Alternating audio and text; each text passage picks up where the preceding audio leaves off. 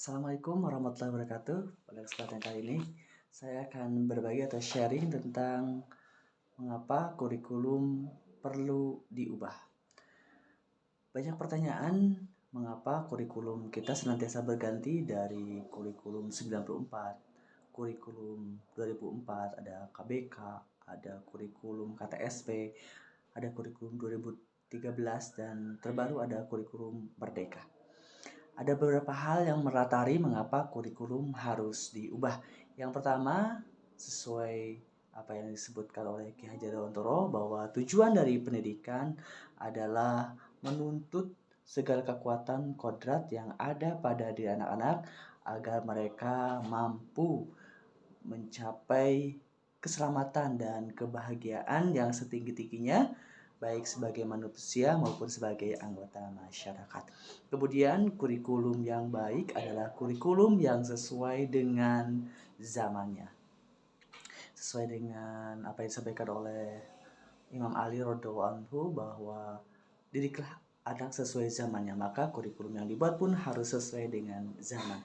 Maka mengapa kurikulum harus diubah? Yang pertama alasannya adalah untuk bisa menyesuaikan dengan isu-isu kekinian sesuai dengan perkembangan zaman. Apa saja isu-isu kekinian? Di antaranya satu, perkembangan teknologi informasi dan digital. Yang kedua, adanya isu pemanasan global, kemudian isu industrialisasi dan lain sebagainya. Jadi kurikulum yang baik harus bisa menyesuaikan dengan tantangan zaman, isu-isu kekinian.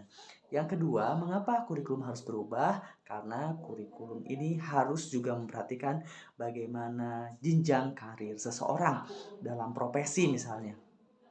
Kita tidak mungkin belajar di sekolah ya anak-anak materi untuk profesi yang hanya ada di tahun 80-an. Kita harus menyelesaikan dengan anak-anak yang akan hidup di zaman yang menuntut profesi mereka di tahun sekarang, di tahun 2020, 23, dan 2030 dan seterusnya seperti itu. Misalnya pendidikan yang membuat kita bisa membuat para siswa menjadi pribadi yang siap menanggapi transformasi zaman, misalnya profesi konten kreator, bisa YouTuber, TikTok, dan sebagainya. Maka dalam kurikulum harus bisa menyesuaikan agar mereka siap untuk menghadapi tantangan zaman, karir kedepannya seperti apa. Itu alasan yang kedua mengapa kurikulum harus berubah. Yang ketiga adalah agar terjadi diversifikasi pendidikan. Jadi pendidikan harus bisa mengakomodasi karakteristik peserta didik. Ada kecerdasan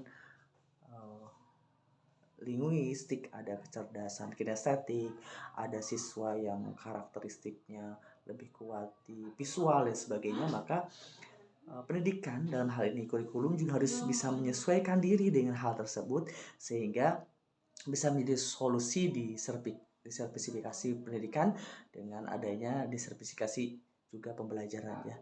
Nah, diversifikasi ini membuat para siswa kemudian bisa menyesuaikan diri dengan kemampuan dirinya sendiri. Seperti itu, tidak kemudian dipaksa untuk mengikuti satu pola pembelajaran, satu pola pendidikan yang sama untuk karakter yang berbeda.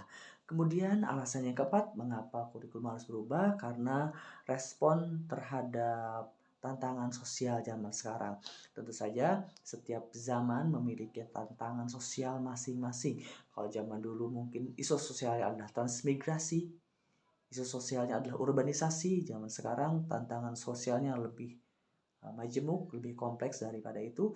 Maka kurikulum harus menjawab tantangan sosial.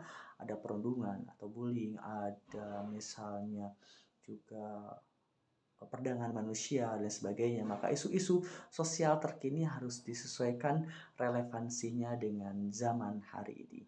Itulah diantaranya 4 alasan mengapa kurikulum perlu diubah, perlu berubah sesuai dengan konteks zamannya. Silakan apabila ada pendapat, ada masukan, ada tambahan mengapa kurikulum harus diubah, bisa sampaikan di kolom komentar atau menyampaikan feedback, menyampaikan umpan balik kepada kami. Masukan yang membangun sangat kami harapkan. Terima kasih telah menyimak video ini. Sampai jumpa lagi di sharing berikutnya kurikulum mereka 2023.